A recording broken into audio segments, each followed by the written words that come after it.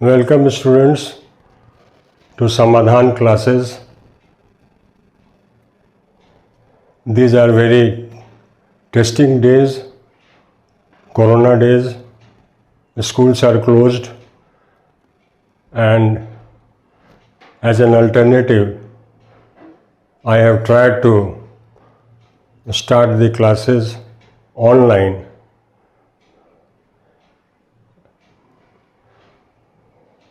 First, I have taken history, and the first chapter of history is nationalism in Europe.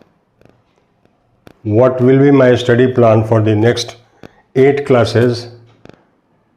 I have introduced it to you. Just let me explain you. First class that I will address is related to the name of the topic itself, and unless we understand the term or the concept of nationalism and nation state, we won't be able to develop interest in the topic and understand the things properly.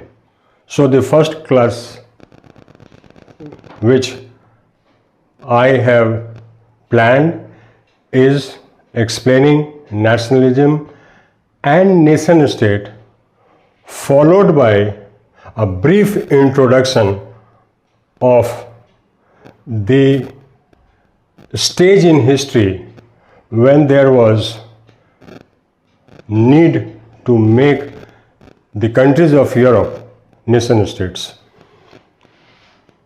After finishing first class and introducing you to the concept and briefly the background, historical background, I will go to topic 1 of your NCERT book. The topic 1 which I will take up in class 2 is French Revolution and the idea of nation states. Similarly, there will be topic 2, the other chapter. Exactly, it is not chapter, the other sub-chapter or topic. Topic number 3, class 4, topic number 4, class 5, and in class 6, I have included topic 5 and 6 both, because these are the smaller topics and we need less amount of energy or material to read. We have less amount of material to read, and finally we will go to objective questions. These are very important introduction in CBSE exams these years, and I will show you how to compile objective questions, and actually I will be presenting you with some objective questions. And then finally there will one class completely dedicated to explaining the doubts and summing up of the entire chapter nationalism in Europe. So let me move to the concept of nationalism and nation state. Now let us come to the term nationalism. Before, it is very important to understand the term, and the another term is nation state, and to understand the term nation and state, actually we have to differentiate the 3 words: country, state, and nation or nation state. I would like you to note it down. And just I am going to read. Before, I will give you a very good definition of nation and nation state after this. What I have written is nationalism is a sentiment. Sentiment means emotion. Rooted in broad historical, geographical, linguistic or cultural circumstances and characterized by a consciousness माने जागरूकता of belonging in a group to a tradition different from the tradition of the other groups. ये एक भावना है जिसका जड़ ऐतिहासिक, भौगोलिक, भाषाई और सांस्कृतिक परिस्थितियों में जिसका जड़ होता है और जिसके गुण महत्वपूर्ण ये हैं कि ये एक जागरूकता पैदा करता है लोगों के बीच में कि वो एक समूह से बिलोंग करता है, एक परंपरा से बिलोंग करता है, जो परंपरा अलग है दूसरे समूहों के परंपरा से। तो इसको आपको नोट डाउन कर लेना है, कर लिए होइएगा। अब हम बहुत ही सिंपल चीज़ है, कंट्री, स्टेट एंड नेशन। हो सकता है आज तक आप इसको अलग अलग, आपके लिए प्रश्न न रहा हो कि इसको अलग अलग समझा जाए एग्जैक्टली ये क्या है। तो before coming to the definition of nation and nation state, very simply I have put it to explain the things. When we talk about country, जब हम देश की बात करते हैं तो ये देश जो है एक भौगोलिक कंसेप्ट जो बनता है टेरिटरी से, लैंड से, भूभाग से, उस भूभाग पर एक जनसंख्या से, और वो जनसंख्या कोई जंगली जनसंख्या नहीं है, उस जनसंख्या के ऊपर कोई लॉ, कोई सरकार काम करती होती है।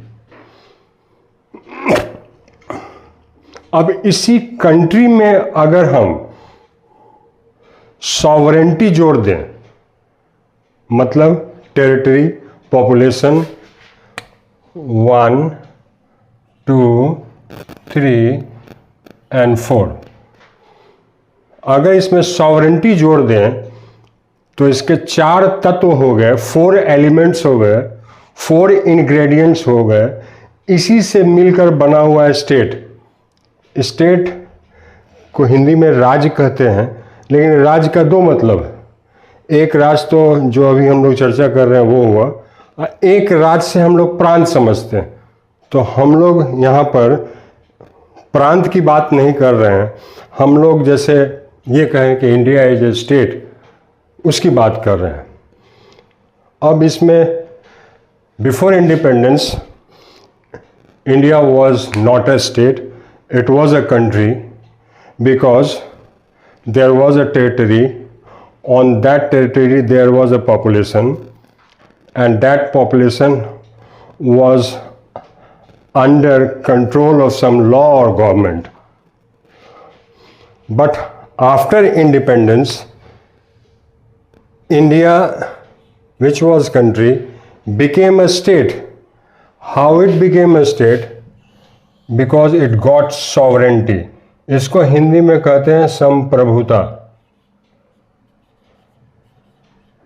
संप्रभुता का मतलब ये हुआ कि जो ये सरकार है वो हमारी सरकार है और हमारी सरकार को उस देश के बारे में सर्वोच्च निर्णय लेने की शक्ति है, उसके अलावा कोई दूसरा शक्ति नहीं है। तो गवर्नमेंट ऑफ इंडिया के ऊपर कोई गवर्नमेंट नहीं। अब तो ये कंट्री समझ गए, स्टेट समझ गए, अब आया नेशन। तो नेशन के लिए तो कंट्री चाहिए ही, उस कंट्री में सॉवरेंटी भी चाहिए।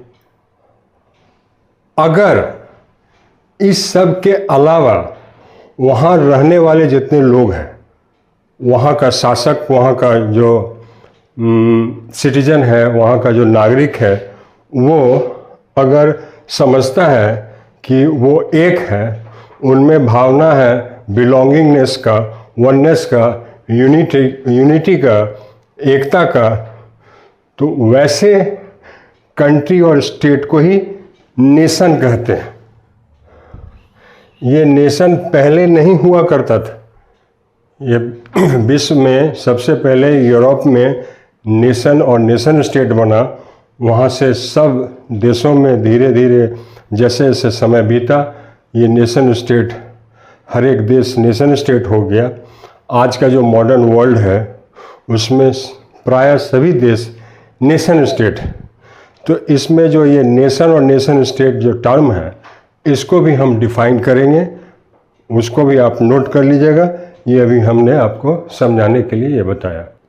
I have broadly explained the term nationalism and nation states.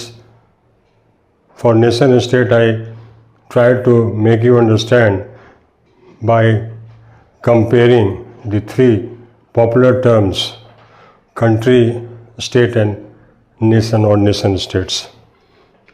Now, I would like you to note down the definition of nation and nation state. There is a definition in your textbook as well, but this definition I have put before you to make you understand the term better. So here I have done two things. One, have written the definition of nation and nation states, and as a part of introduction to this chapter, I have tried to explain you, and these are the points through which I will be explaining you, but at least you can jot down these points in your notebook. We have to understand what was the political situation of Europe, the political map of Europe, how Europe was divided into different parts, political units before mid 18th century, number one. And number two, how actually the national consciousness, राष्ट्रीय चेतना and राष्ट्र राज्य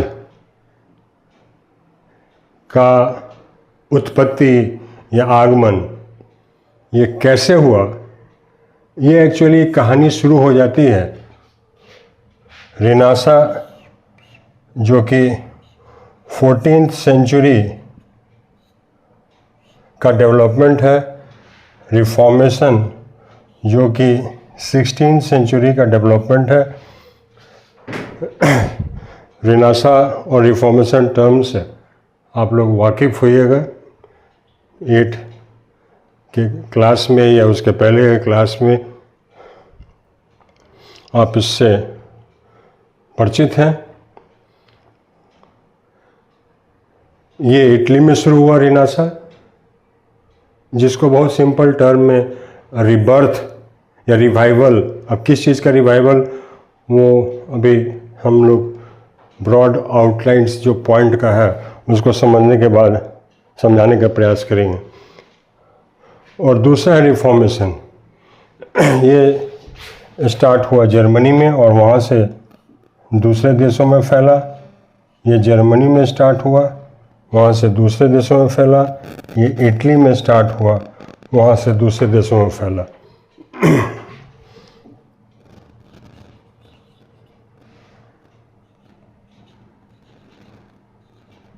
इसको आप broad points को note down कर लीजिएगा, बाकी note down ना करें तो तब भी कोई प्रॉब्लम नहीं है, समझा देंगे हम।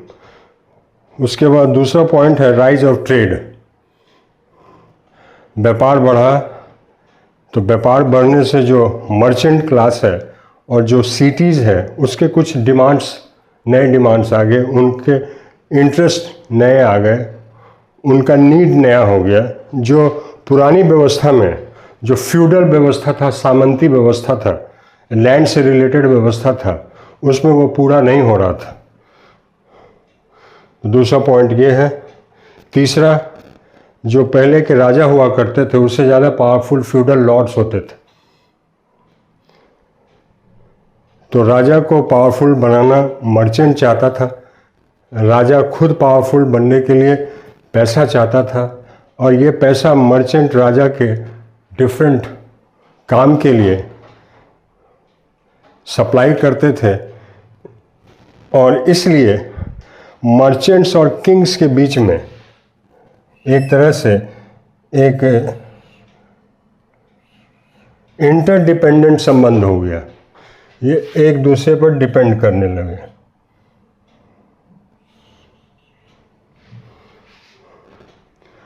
तीसरा पॉइंट, चौथा, गन पाउडर का डिस्कवरी हुआ, और गन पाउडर का यूज़ करना फ्यूडल लॉर्ड्स के बस की बात नहीं थी, पैसा ज़्यादा लगता था। किंग्स इसको यूज़ करने लगा फ्यूडल लॉर्ड्स के अगेंस्ट में। साथ ही साथ एक डेवलपमेंट ये भी आया कि जैसे पहले पोप को या प्रिस्ट को, चर्च को माना जाता था कि रूल करने का डिवाइन राइट है, माने दैविक अधिकार प्राप्त है, एक नई राजनीतिक विचारधारा उत्पन्न हुई जिसमें बहुत सारे पॉलिटिकल थिंकर्स का रोल है। उसने ये एम्फेसाइज किया कि किंग्स जो है रिप्रेजेंटेटिव ऑफ गॉड है अर्थ के ऊपर, और इसमें एक बहुत इम्पोर्टेंट रोल जो प्ले किए, वो इतिहास में बहुत फेमस है। उनका नाम है, हमने स्पेलिंग भी लिख दिया है, मैकियावेली, MACHIAVELLI।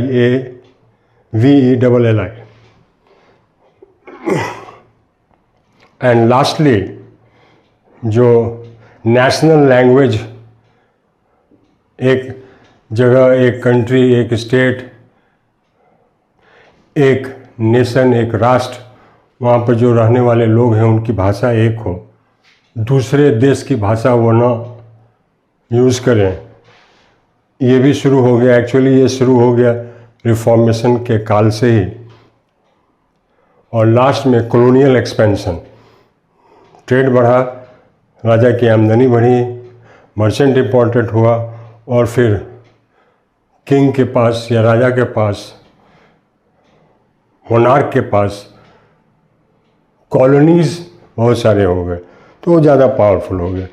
तो एक्चुअली ये राइज ऑफ नेशन स्टेट्स ये कहानी है कि जो फ्यूडल सिस्टम था वो कैसे ख़त्म हुआ, क्यों ख़त्म हुआ, और जो फ्यूडल लॉर्ड्स थे जो पहले बहुत पावरफुल थे, उसको कैसे जो पहले के पावरलेस किंग्स थे वो रिप्लेस कर दिए और एक नई व्यवस्था आई।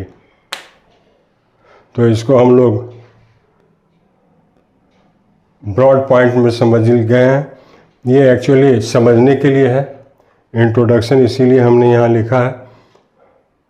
ये अभी आपके टेक्स्ट बुक का जो चैप्टर है एग्जैक्टली हम उसमें अभी नहीं गए हैं, नेक्स्ट क्लास में हम जाएंगे।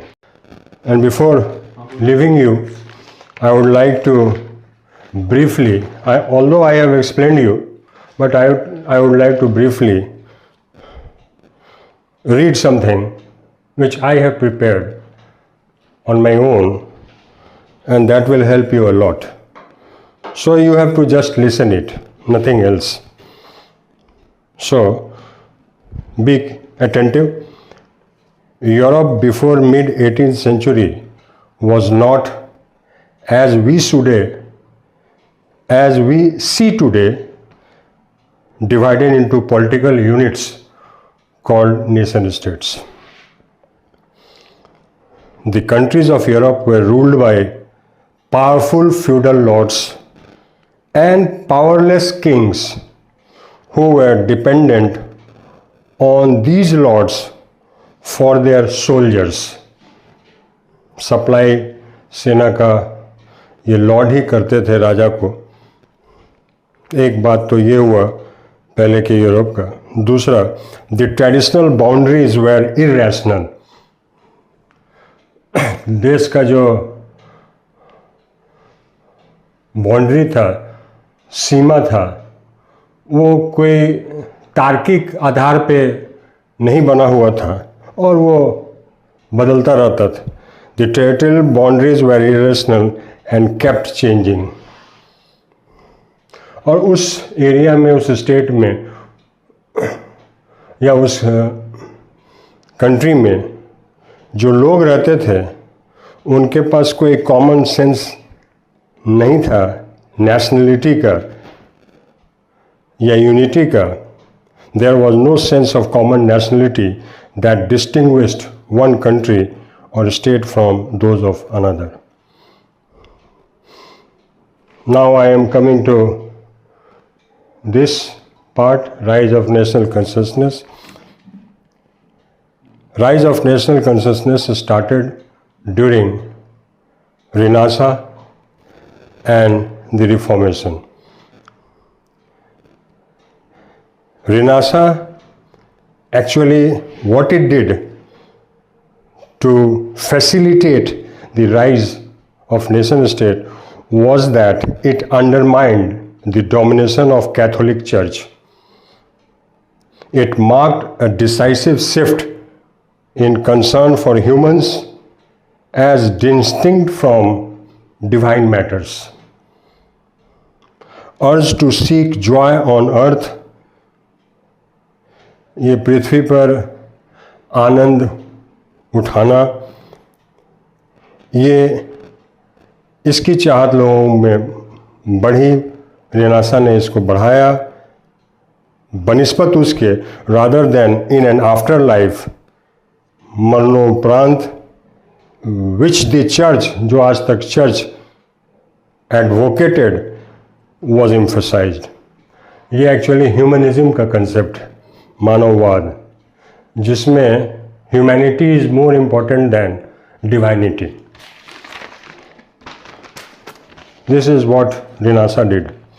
As far as Protestant Reformation, इस रिफॉर्मेशन को प्रोटेस्टेंट रिफॉर्मेशन इसीलिए कह रहे हैं कि ये जो कैथोलिक चर्च था, जो रोम बेस्ड कैथोलिक चर्च था, उसमें जो इविल प्रैक्टिसेस थे उसके अगेंस्ट में, उसके प्रोटेस्ट में एक धर्म सुधार आंदोलन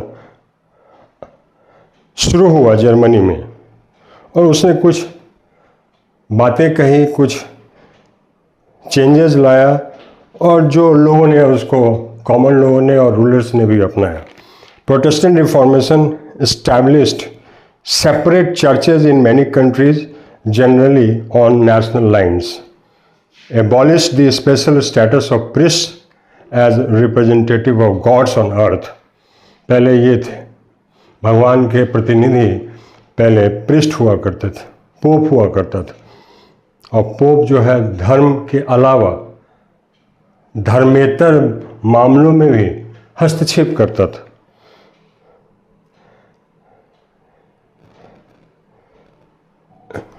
तो प्रोटेस्टेंट रिफॉर्मेशन जो है वो स्पेशल स्टेटस प्रीस्ट का जो था as representative of gods on the earth, उसको ख़त्म किया। abandoned the view that the Catholic Church was supreme over the state. The rulers wanted to be free from the authority of popes. राजा लोग चाहते थे कि पोप का जो authority है उससे उसको मुक्ति मिले। And get hold of wealth church had in their possession. और चर्च के पास बहुत सारा जो संपत्ति था, वेल्थ था, उसको अपने कब्जे में करना चाहते थे। जहाँ तक आम आदमी का सवाल है, the common people got an opportunity to demand more freedom. अब नए बदले हुए स्थिति में इनको लगा, आम आदमी को, कि जो नए रूलर्स होंगे या पावरफुल रूलर्स जो होंगे उनसे उनको अवसर मिलेगा ज़्यादा स्वतंत्रता डिमांड करने का। अब जो है राइज ऑफ ट्रेड, अब ट्रेड आया, मर्चेंट इम्पोर्टेंट हुए, सिटी इम्पोर्टेंट हुआ। अब मर्चेंट और सिटी चाह रहा था कि जो किंग है, जो सेंट्रल अथॉरिटी है, वो स्ट्रांग हो। जो देश में जो अराजकता है, लॉ एंड ऑर्डर का जो प्रॉब्लम है, फ्यूडल एनार्की जो है, उसको वो नियंत्रित करे, शांति व्यवस्था बना के रखे। The rise of trade and the interest of merchants and cities promoted strong central authority that could